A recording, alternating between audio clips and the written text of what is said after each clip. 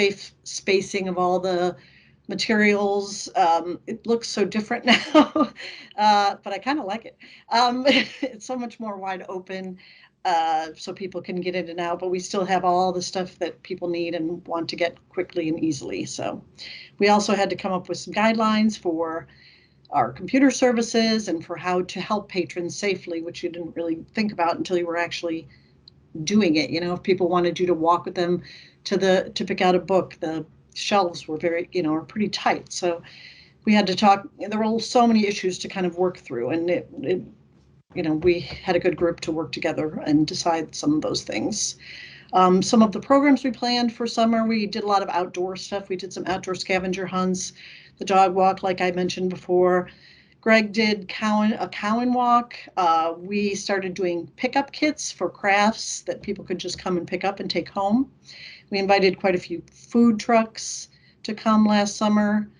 And we did move quickly our summer reading onto Beanstack, which is our online summer reading format, I guess you would call it.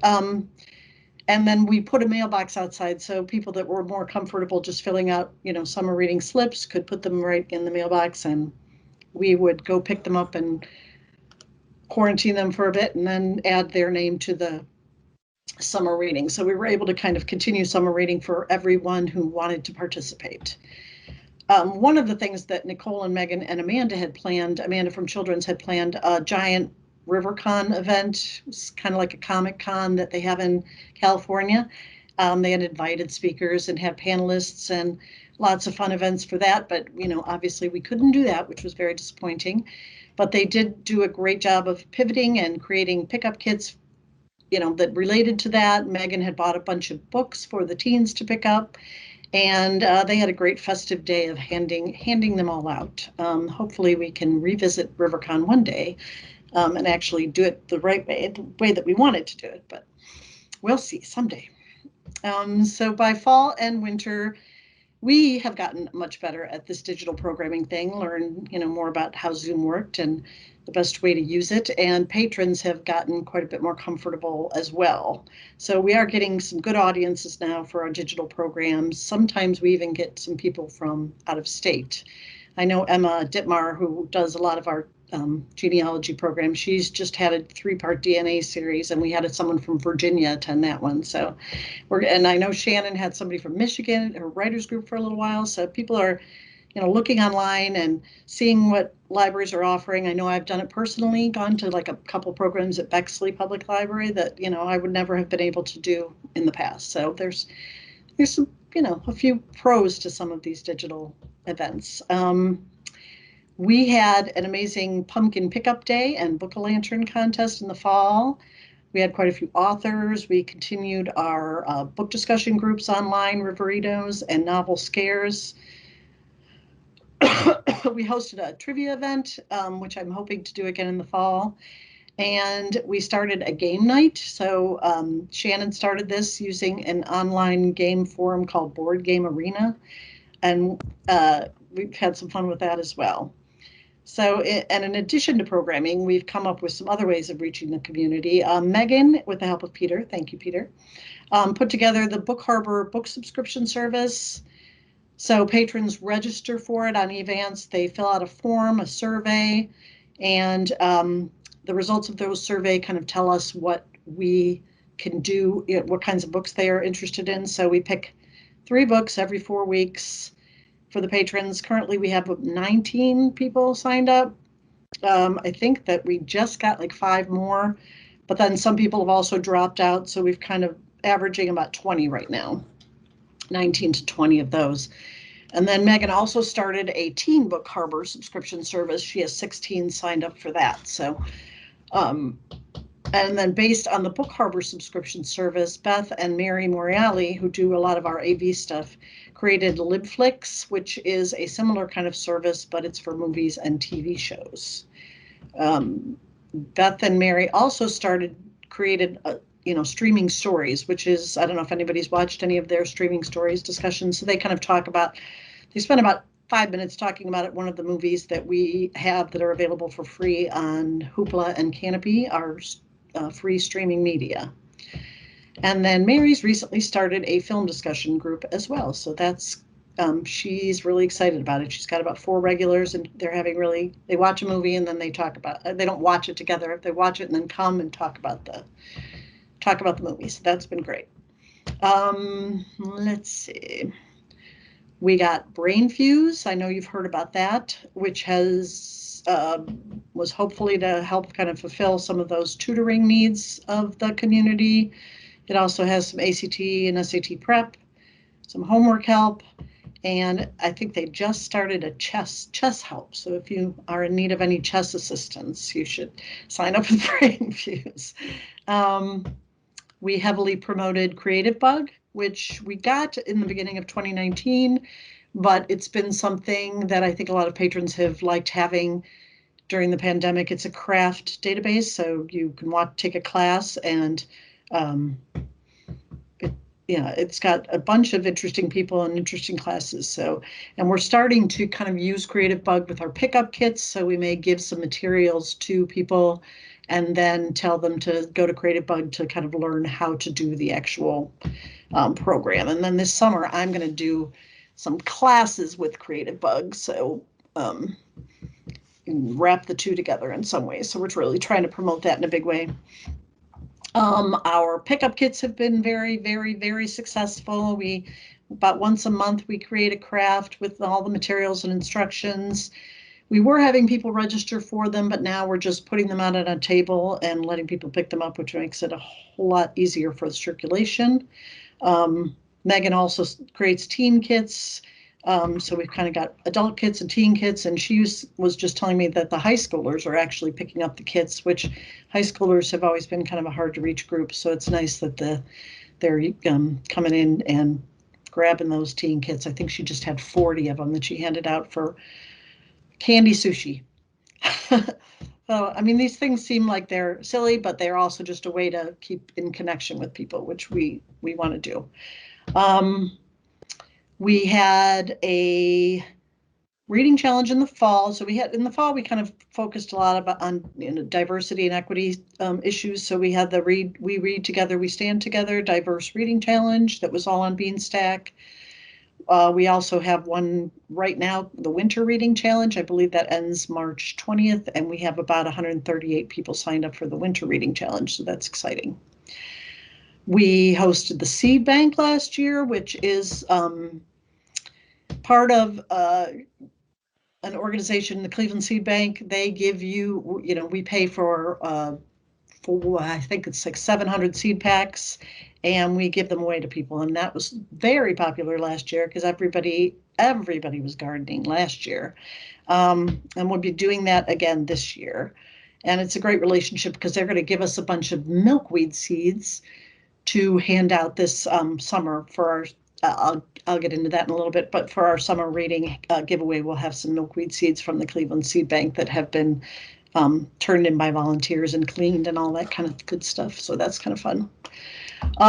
As far as career services, Sarah Chappell took over career services, which she's been great. She took some classes with the National Resume Writing Association. She has an MBA, and she's just, people have been, really enjoying her assistance. She just had someone who was looking for a job in Hawaii, and they, gave her lots of raves for her help. So that was wonderful. And next month she'll start. So she's been doing these mostly through email and phone. And next month she'll start some Zoom meetings if people are more interested in having like a face-to-face discussion. And she's done a couple classes, career services classes as well. So, and then I just want to mention a couple other services for teens that Megan wanted me to share. So we're still providing some building loans for Lutheran West. Megan, at the beginning of the pandemic, kind of reached out to the schools to ask if we could help them with anything. And we had a teacher who did respond. One 8th grade teacher wanted us to order some book sets for her since the students weren't allowed to share them. And we were able to do that and help them. But there hasn't been a lot of other school interaction. I think the schools still have some book loans from last year. And So we're just trying to do what we can. And if they know we're here, and, you know, Megan's been reaching out to see what they might need for us, from us. So does anybody have questions about all of that I quickly went through before I talk a little bit about what we're doing this summer? It's exciting to hear many programs. So much creativity. Yeah, I mean, at first it was very, very challenging. And, you know, I think once we knew, you know, once we got through summer and then we knew what we had to do in the fall, we knew we were just doing digital programming. The summer was challenging because we had to switch everything from in person to digital. And a lot of presenters, again, weren't really comfortable doing, you know, we had a couple things planned that they weren't comfortable doing it. They were older people that didn't, you know, weren't comfortable with the technology and that kind of thing. But I think as more and more, you know, everything's being done this way, presenters are getting more comfortable, attendees are getting more comfortable, you know, it's a little easier. But hopefully someday we will have some back in-person programs, which would be nice. So summer this year, the theme of it is Tales, T-A-L-E-S, and Tales, T-A-I-L-S, so animals and stories.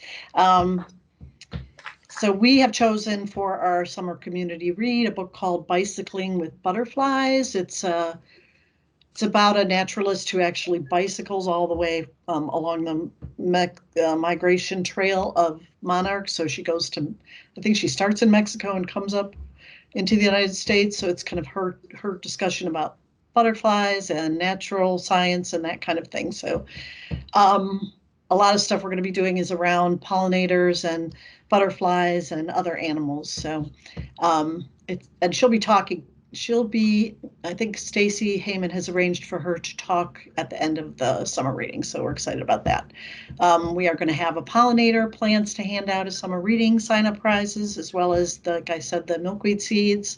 I am working with the Beechcliff Garden Club to plant some pollinator plants in our front garden where we have the rose bushes and the boxwood bushes. We're hoping to kind of create a pollinator monarch way station area that they can that children's can also utilize with their, you know, children's programming and that kind of thing. So I'm excited about that. We've got virtual pet parade. We've got some animal and bicycle scavenger hunts. Beanstack we're going to have badges that adults can collect as they attend programs, or if they plant a milkweed plant, they can come in and get a little button that has a milkweed picture on it, you know, some swag for their, you know, whatever they want to put it on. But so yeah, we're going to get a 1-inch button maker so we can make little 1-inch buttons, for which everybody seems to like these days. So that's kind of some of the summer stuff. But again, lots of programming around animals, biking, digital programs. We're having a kickoff on June 12th. That'll be an outside event with all ages. So yeah. Good. It's nice that we can continue that outdoor kickoff. Yes, it is. It's fun. And then we're going to do something at the end as well. I think we've got a Cocky's Bagels truck coming. And we're going to kind of do a morning outside program as well. So we'll have one in the beginning and one at the end. Thank you. Does anyone have any questions? Yeah. It's Cindy. Hi, Dory. Hi, Cindy. You guys have done a great job in terms of learning how to reach our patrons when they can't come in the building. And I've been doing a lot of thinking lately that even after this pandemic is over, there are going to be patrons, as there were before the pandemic, who can't come to us. Yes. And now you have learned how to get to them, how to reach them, and gotten a lot more comfortable with how to do it.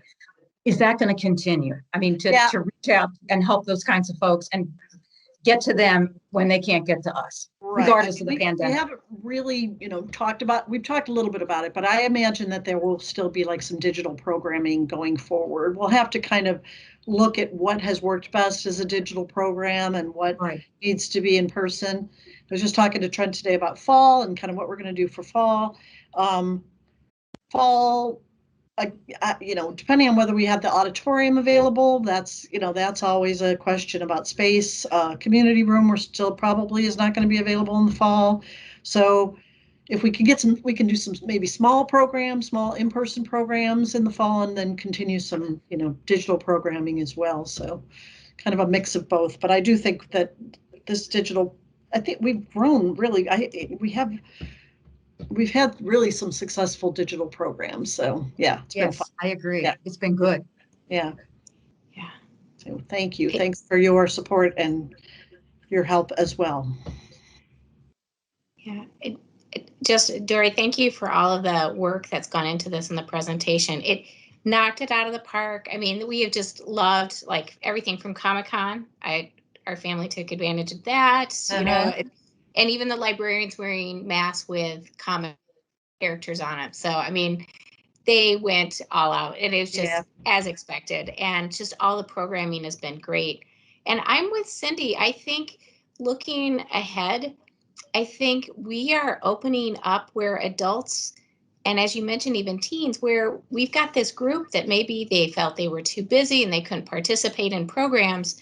They're able to stop and enjoy a virtual program. They're able to connect differently. So I love it. And I think this is something we've got to be thinking about as part of our future as well. Right. And I think it helps even differently abled people that aren't able to come into the building, that kind of thing as well, which, we don't always reach as well as we should, so some of those kinds of things are very important. Yeah. Thank you. Well, you are welcome to stay in the meeting. It's a public meeting. You're also welcome to go, whatever your schedule, whatever's best for your schedule. All right. I think I will go because it's been a long day, but I very much appreciate it. Thank you so much. You're welcome. Thanks again for all Dory. your efforts and your help as well. Thank you. Thanks, Thank you, Dory. Dory. Bye. Okay. Well, that was so refreshing. Thank you for arranging for that, Jamie. I appreciate that. I know we all do. Okay, moving on to the business of the board. We do have approval of our minutes for our January meeting. And I don't know if anyone had any corrections to make. I haven't heard of any. Barring any corrections, may I have a motion to approve the January meeting minutes? So move. This is Audra. Thank you, Audra. Do I have a second? I'll second. This is Cindy. Thank you, Cindy. Is there any additional discussion before the roll call? So I think Peter's taking roll I think call. Dave, you're muted if you had a question. Oh, sorry, Dave. Please go ahead.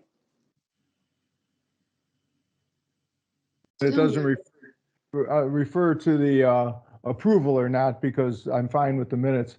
The wording changed slightly for the roll calls from earlier minutes. It used to say the roll called upon its adoption. Now it says the roll being called upon its adoption. And either way, that wording's kind of, and I've been meaning to bring this up, kind of, I don't get that wording. The roll called for its adoption, but I don't know what the roll being called upon its adoption means. Duly noted. I think when we draft the minutes, we can finesse that next time. Yes, and I'm certainly not challenging the minutes here, so that was just a comment otherwise. It's possible that dates back to a Robert's Rules of Order. Well, I looked years ago. I don't know. I looked it up in Robert's Rules, and I did not come up with that as wording for roll call votes. Okay. So We'll look into it for this set of minutes, Okay, Dave. The change from the previous format was most likely going from Will to Trent, but we'll look up the proper terminology and find something that we think we can okay, work. it just doesn't, that sentence doesn't make any sense to me.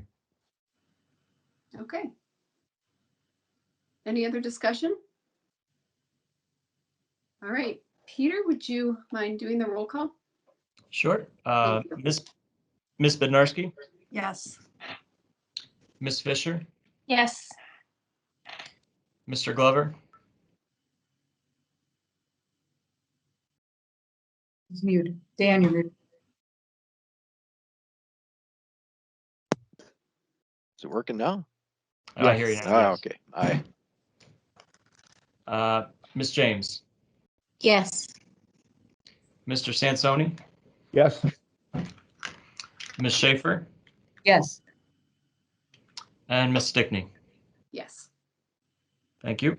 All right, the motion passes. Thank you very much. Next on our agenda is the Fiscal Officer and Finance Committee report, and I get to hand the baton to Jill. Oh my gosh, I forgot about that this time. That's right. We met this last Monday. We had a meeting, very brief meeting, and went over all of the Will's report. Will, anything you want to add as a highlight or a summary we've gone through? This is on page 10 of your packet, the financial portion of the report. No, no, I'll open up to the financial report to any questions if there are any. I'll just inform the board. I don't know if I put this in my notes or not. Oh, yes, I did. I'm nearly complete. I had another CPA in my office, my wife, look at the financial statements. And there's a couple minor tweaks that I'm going to make before submitting those. They're due March 1st. But the board everyone on the board will get a copy of those as well. So there's just a couple minor tweaks, but I'll be submitting those probably on Saturday or Sunday. So. Okay. Thank you. May And I have a think mo- the only, Go ahead, Jill. I think the only other item, and I don't know if we're ready for that yet, is the purchase order of the card. So that was the big item that we had in our finance committee this week. Right. All right.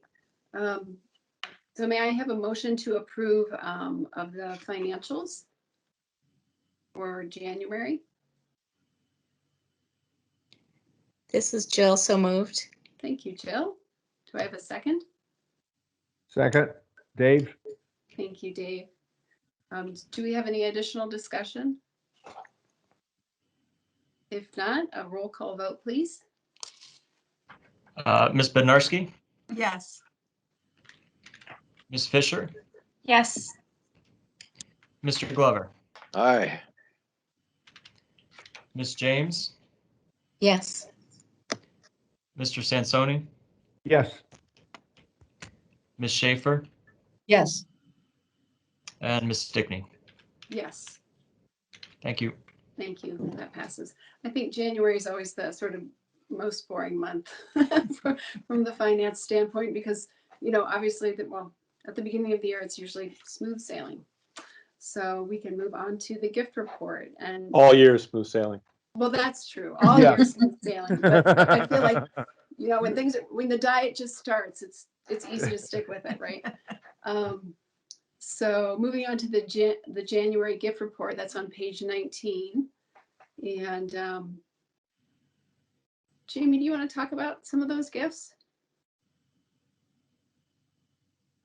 So yeah, I mentioned the Northeast Ohio PC Club in my report last month, if you recall.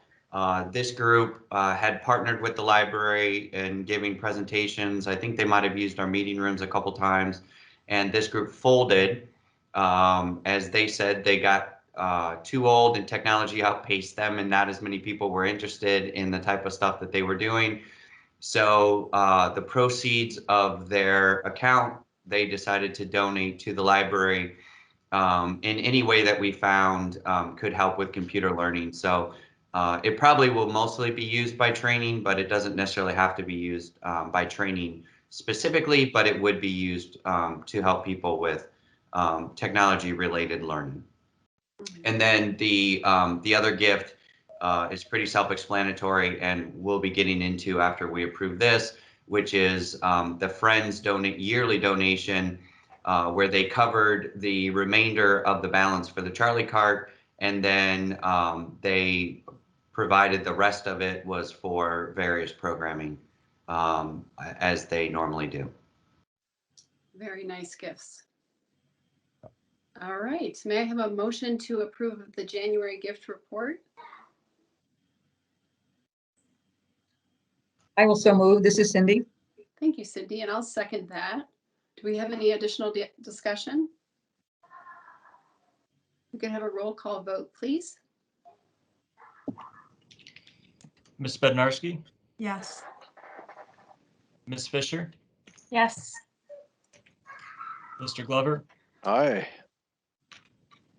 Ms. James, Yes. Mr. Sansoni, Yes. Ms. Schaefer, Yes. Ms. Stickney. Yes. All right, that passes. Thank you. Okay, so moving on to, I believe, Jamie, the director's report. It'll be the Charlie cart. Oh, the Charlie for cart that. So proposal. Sorry about that. I did include information in the packet for what is included with the Charlie cart. I think we're all up to speed as far as what this entails. The programming element around it. The Friends were very excited to be able to cover the gap. We had received $1,000 last year from the Rocky River Women's Club through their annual grant process. And then as we just approved, the Friends provided the rest of the funding to do that. And they are actually also partnering with Half Baked Harvest, which is the Gerard family, who is now located in Colorado. Red was the Olympic snowboarder, if you're not familiar with the name. And then their daughter runs the daughter runs it, but is also in partnership with the mother for the Half Baked Harvest blog. They have some cookbooks, etc. So the Friends will be doing some programming around that, as well as additional fundraising in partnership with them. So and this is also in our strategic plan, so we'll be able to check off that box. So this is it's good news, good stuff. Right. And we're very happy that the Friends were able to do this donation. This is probably the largest single donation in a year that the Friends have been able to do, and that's just based on their ingenuity and their enthusiasm as a group to think outside the box, raise funds in different ways. As we've talked about, they did the corporate sponsors this year, et cetera. So they're very, very enthusiastic group and very much support our library. Great. And they've embraced technology. I think they now have an Instagram account, their own Instagram, and maybe Twitter. I'm not sure if they have Twitter, but I know they have an Instagram. Instagram and Facebook, yes, and Facebook, they manage they have an email list. They manage all of the the information that they're sending out. They do also still send a print newsletter, but I think that's most likely probably going to be phased out over the next year or so. It's been really nice watching that organization, that subgroup grow. It has. Good. Do we need to approve something with regards to the Charlie cart then, or no? Yes, because the amount it's actually exactly $10,000 with shipping, and so with the we do need board approval to do that purchase. Great. Do I have a motion to approve of the Charlie cart order? So move. This is Audra. Thank you, Audra. Do I have a second? I'll second it, Dave. Thank you, Dave. All right, roll call vote, please.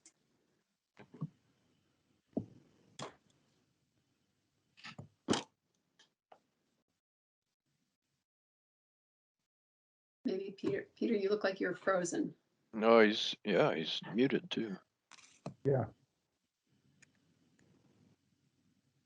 Uh-oh. He's frozen. Yeah, he's frozen. I'll do the roll call. Okay. Ms. Bednarski, Yes. Ms. Fisher, Yes. Mr. Glover, Aye. Ms. James, Yes. Mr. Sansoni, Yes. Ms. Schaefer, Yes. Ms. Stickney. Yes. Did All I right, get everyone off passes. the fly? You did, and you did it in I'm pretty alphabetical good there, order. Jamie. That's Well Yeah, very done. good. I think I flipped Fisher and Glover, but That's pretty good. On the I fly. find it- we'll make sure it's correct in the minutes. All right. I find it refreshing that the tech guy is the one that got frozen.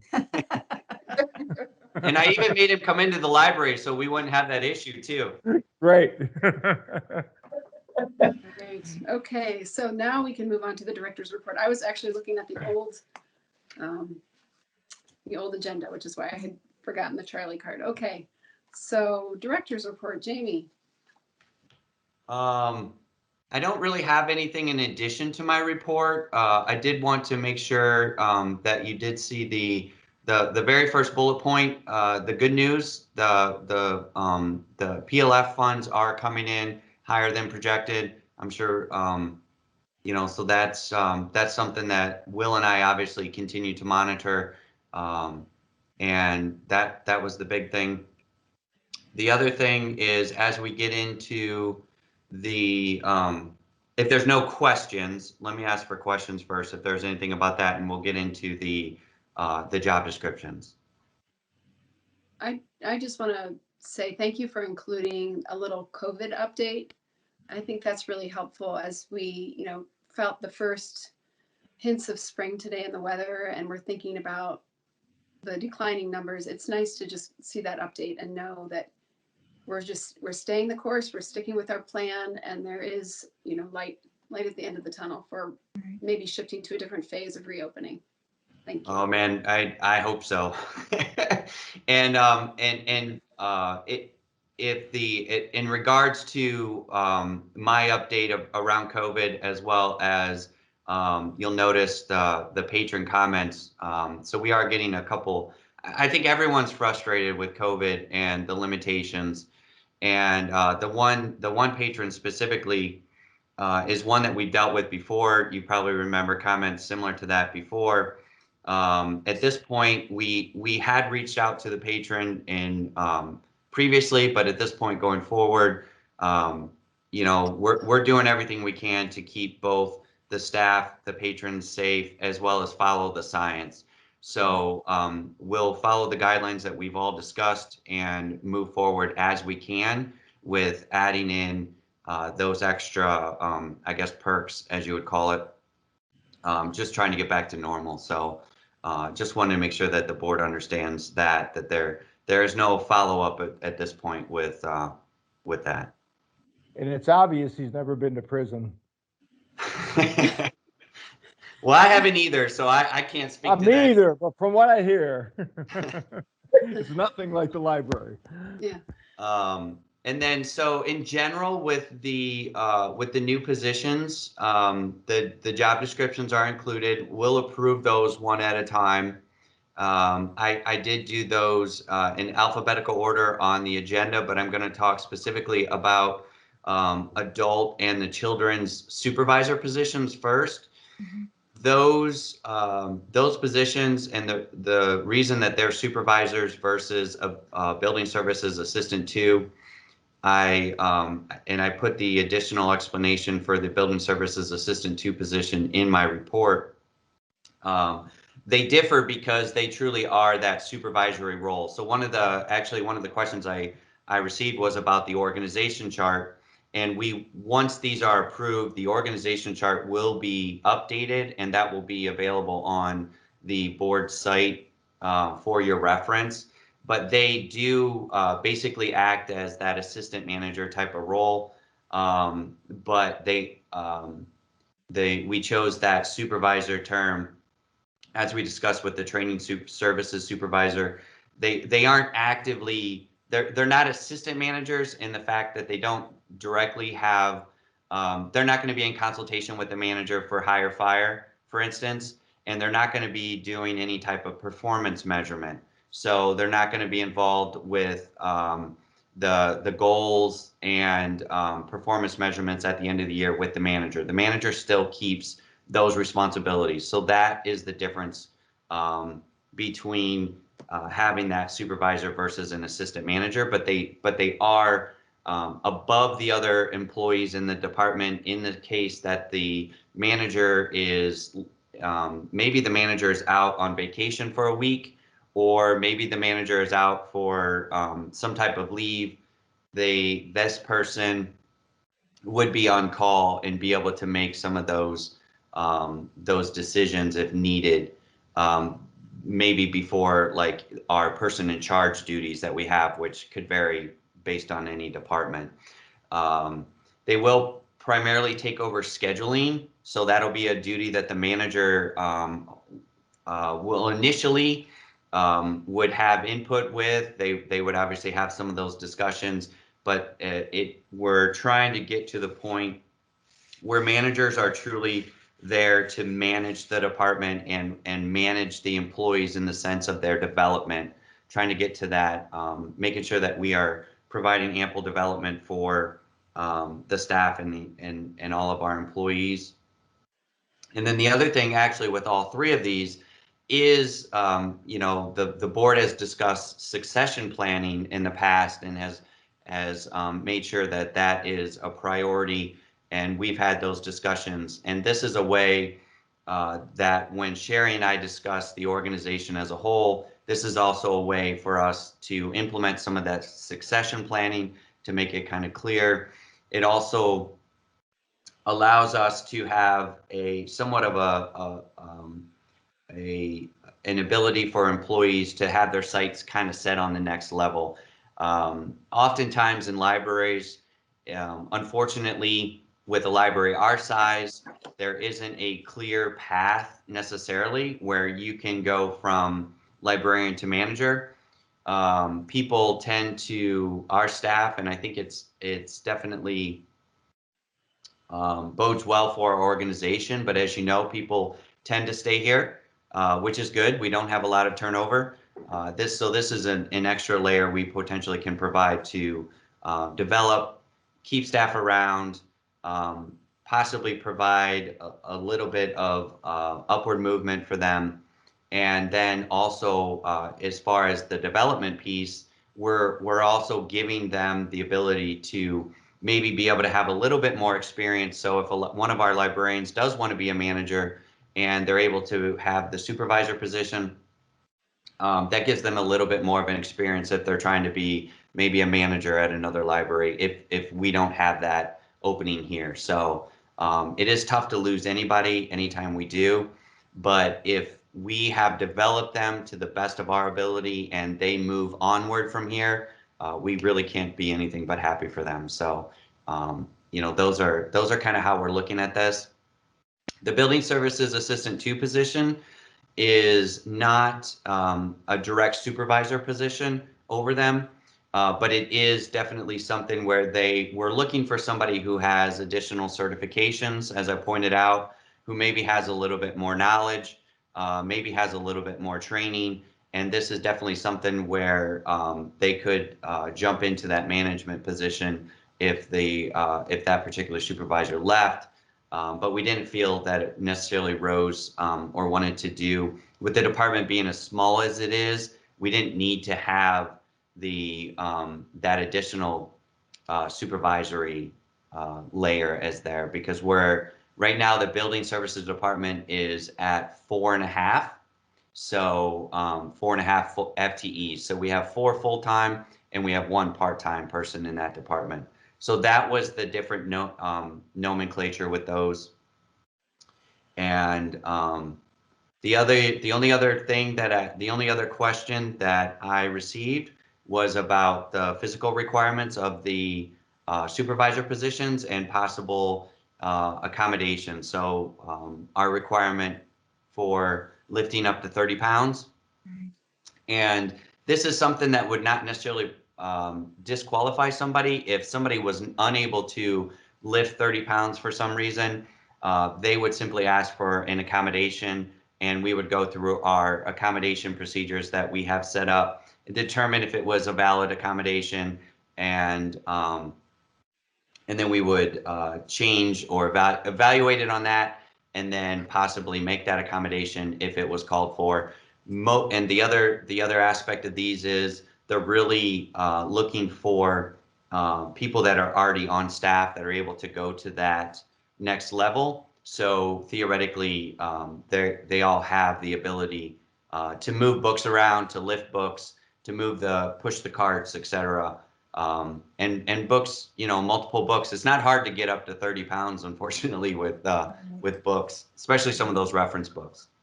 So I think that kind of explains all of the positions. I don't know if there's just any general questions in addition to what I covered. If not, we can just go through each one of those.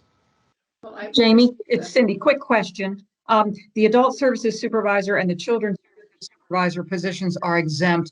I can't remember, is the circulation assistant manager position also exempt?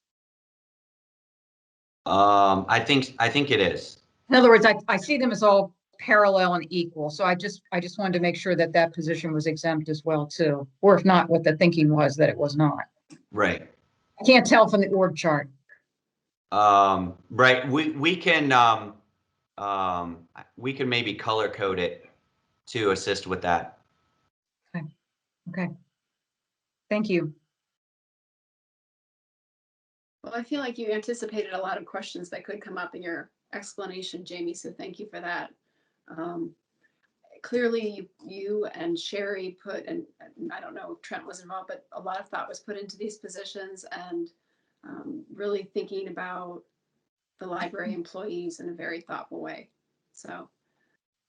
Yes, Trent was involved heavily in the adult services and children's services supervisor job description. So him and Sherry worked more on those than I did. And then obviously with the building services, that was Sherry and I, as well as the research that she did. And the credit really has to go, if Trent and I did anything, it was maybe 20% of the work, if that. The credit really has to go to Sherry for getting these written, doing the research, reaching out to the various libraries that were needed to be reached out to, talking to the managers initially, and getting them written.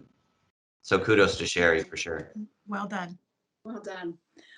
Well, I would like to make a motion that we approve, we'll start with the adult services position, that we approve that position.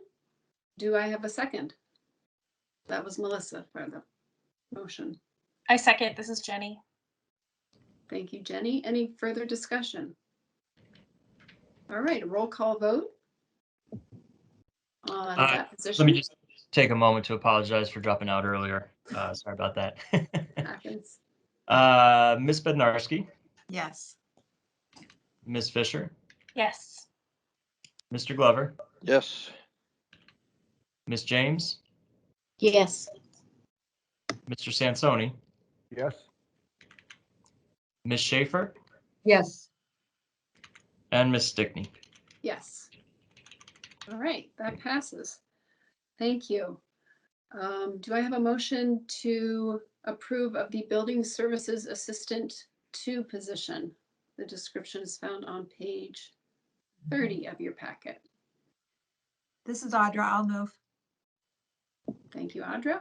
Do I have a second? I'll second. This is Dave. Thank you, Dave. Is there any further discussion? All right, we're ready for a roll call. Ms. Bednarski, Yes.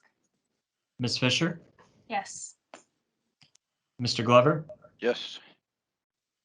Ms. James, Yes. Mr. Sansoni, Yes. Ms. Schaefer, Yes. Ms. Stickney. Yes. And that passes. Thank you, everyone. And the last position is on page 33 for the Children's Services Supervisor. Do I have a motion to approve of the job description for that position? This is Jill, so moved. Thank you, Jill. Do I have a second? This is Cindy. I'll second. Thank you, Cindy. Is there any further discussion? If not, we can have a roll call vote. Ms. Bednarski, Yes. Ms. Fisher, Yes. Mr. Glover, Yes. Ms. James, Yes. Mr. Sansoni, Yes. Ms. Schaefer, Yes. and Ms. Stickney. Yes. Thank you. And, all right, that passes. Thank you, everyone.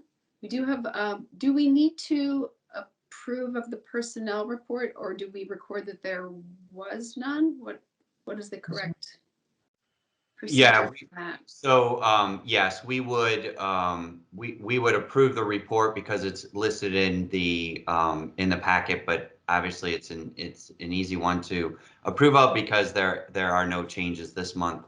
Okay. But we will, just to follow up, we will be posting those positions internally, so all three of those. And so next month, look to hopefully have 3 individuals to fill those positions that you just approved. And I had forgotten to include the revised graphics position. We are looking to hire a part-time graphics person, and Chanel and Sherry have been working on the job description for that as far as edits and changes that are needed based on what the demands are for that department. So we'll have another job description next month for your approval as well. Okay, good to know. Thank you for that heads up. Okay, so we need to approve the personnel report, which is found on page 36. I will move that we approve the personnel report. Do I have a second? This is Jill. I'll second. Thank you, Jill. Any discussion? We can move to the roll call. Ms. Bednarski, Yes. Ms. Fisher, Yes. Mr. Glover, Yes. Ms. James, Yes. Mr. Sansoni, Yes. Ms. Schaefer, Yes. Ms. Stickney. Yes. Thank All you. right, that passes. Thank you, everyone. As to the president's report, I felt like I had a very heavy president's report last time with lots of little pieces of information. Just a follow up that we do hope to have a retreat, and based on our discussion last meeting, we're hoping to do that face to face sometime in the summer as the pandemic evolves. But I will send out an email this month just kind of trying to get feedback on ideas for topics that you'd like to see discussed. And that's not to say that those will definitively be the topics, but just to kind of get the ball rolling, start hearing ideas. I know for sure we're going to be talking about the bylaws since we need to review those. But you know, I'm interested in hearing from all of you. So look for that on Outlook, and I would love to get your feedback. So thank you for that. And that's all I have for the president's report. Further committee reports, does Buildings and Grounds have anything to report? We do not. We will be scheduling a meeting in the coming months, but nothing right now. Okay. Yes, that we will. That's set for April. So probably next month, Cindy will talk to you, and then we'll try to get that scheduled with you and the rest of the committee. Sounds good. All right. Personnel. Jenny. Nothing to report right now, but we also have some things that we're discussing. Okay, great. Well, we look forward to hearing more about that in meetings to come. Do we have any, well, I did want to, it's not really on our agenda, but we always get these wonderful departmental reports every month. And for me, it's always one of the things I enjoy reading the most. So I just wanted to give people an opportunity to, if they had any questions or comments about the departmental reports. It's Cindy. I had one quick thing for Peter. You mentioned about soliciting proposals to update the outdoor sign. Can you refresh our recollection of what you're hoping to do with updating the outdoor sign? Yeah, so the main reason for doing this, I believe, and Jamie can jump in at any time, is the new logo. So the existing That's sign right. has the current logo on it. Okay. I can give you a real quick talk on it. We've reached out to a couple different vendors. You know, we're looking similar color scheme, just kind of an updated look. There's a few designs still in the works, so hopefully we'll see more of that to come. We, Good. yeah, also the sign is, it's over, I think it's what, 15 years old. So technology is updated. We're looking to have the innards as well as the screens updated. And that is also something that we'll be discussing hopefully next month with the foundation, but looks to fit within the guidelines of what they are looking to donate. Excuse me. Good. They Okay, great. were the ones that originally donated the proceeds for the sign, so it should fit well within that. So yeah, so that's kind of worked with the logo as well as just it's old. And for instance, it's tied to a computer that's down in the old mailroom. And Krista's usually the one that updates it. Now they're cloud-based, so she would be able to update the sign from her desk. And or if really needed, she could, like on a day we were closed or something, she could, if she needed to, do it from home with the cloud-based. So the technology is updated quite a bit. And once that new sign is in, those of you who were on the board, Cindy, it might just be you who were on the board and recall that we did have some issues with a neighbor when that was originally discussed. So we do have a policy specific about the sign as far as what can or can't go on the sign. It was one of the first digital signs, I think, that went up in River. You know, now there's one at the high school. There's one at I think City Hall has one. So we'll probably take a look at that policy and revisit what we want to do. We would still have things like, you know, when the library is closed after dark at 9, the sign is completely turned off because we are in a neighborhood setting. We don't do any type of flashing, you know, where some people try to get fancy with the sign, but with some of the other capabilities, like there would be the option to maybe play a video, or it might be able to be updated a little more than what it is now. So like right now, we generally have the same thing that's on the sign and it's just lit there for the time being. So we might be able to at least have it change the messages. So we'd have a couple different messages, but not something like that happens every 6 or 8 seconds, but maybe, you know, once an hour, maybe it flips and says something different. So, but those will be things we discuss once we know the capabilities and factor that in once the sign is actually approved. Well, Jamie, was the issue just like brightness and flashing and things like that was distracting for the neighbor? Yes.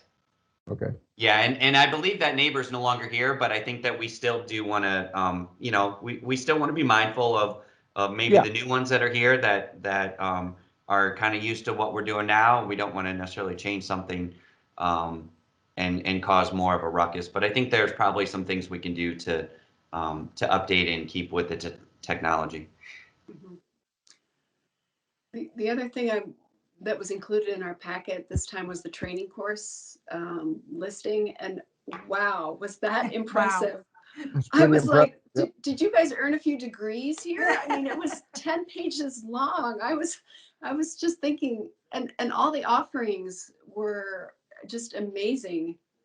The breadth and depth of the training, that maybe that's a little bit of a pandemic perk that I don't know if it's more training than usual, but it just really struck me as impressive.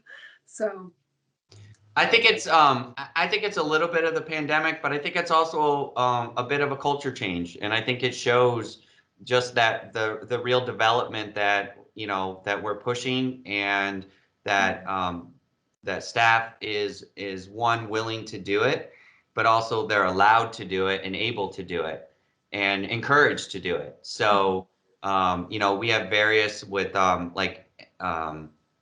membership with Northeast Ohio Regional Library System. We're a gold member, so all of their training is free. So we encourage staff to do that. All of our managers are in the Fred Pryor, which that means that they also can take any of the prior stuff for free. And we use our performance and merit system with managers that if there is maybe a deficiency, they can suggest training.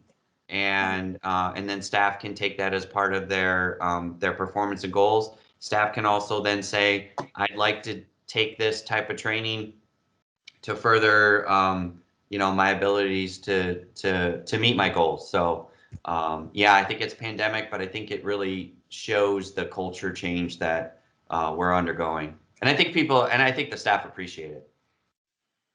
That was just really nice to see. So, any other comments or in particular about the departmental reports? I just feel like it's a nice opportunity if there was something that struck you. On the training, Jamie, what's the process, the protocol for somebody who wants to have a training course? Do they go to their manager and request it, or how does that work? Yeah, there's a discussion with their manager. And so if you recall during the budget process, we do have a training budget, which is in addition to any like for instance, the NEO courses, which are just included with our membership. That's one factor. But even if somebody needed to travel somewhere or they wanted to take a specialized course, those are discussed even earlier with the manager, and the manager submits those to us, and we kind of go through and approve some of those extra dollars as well. So it always starts, most everything we've got to a point where encouraging those staff and manager conversations, and then it gets pushed on from there. We want to make sure that the manager is informed of what the staff is doing. We want to make sure that the communication between the staff and the manager is going well. And then beyond that, I don't really know of anything, especially the ones that are pretty much that we've already paid for instance. There isn't much of anything that is denied from my point of view. And then Sherry will also sometimes, if she gets an email, she'll send it to all staff, or she'll send it to a particular department. There's some things that I get that I might send to all staff or to a particular department just to make sure that they're aware of them. But again, if an employee picks up on that, then they would have that conversation with the manager and say, hey, I'd like to do this. This is how it would fit in my schedule, or if the schedule needs to be changed, et cetera. Well, thank you for that. I also appreciate the new format for your, I think you did it last month as well for the building, just that updated format of the building assessment and where we are in that 1 to 3 year phase. That's a really helpful new piece to your report. Thank you, Jamie. You're welcome. And that is that is actually unchanged from last month. So if you were looking for something different, there hasn't been anything specifically done with that. But Greg's still working on various things. Mm-hmm. All right. Did we have any new business? Okay, so there being no further business, I move that we adjourn this meeting. This is a very quick and expedited meeting tonight. Do I have a second to adjourn? Yes, second. Second, and we don't need to do a roll call vote for this. So thank you, everyone, and hopefully you'll get a chance to go outside and the weather will continue to improve and everyone stay healthy. Thank you, everyone. Thanks, everybody. Good night. Bye all. Good night. Thank you. Good night.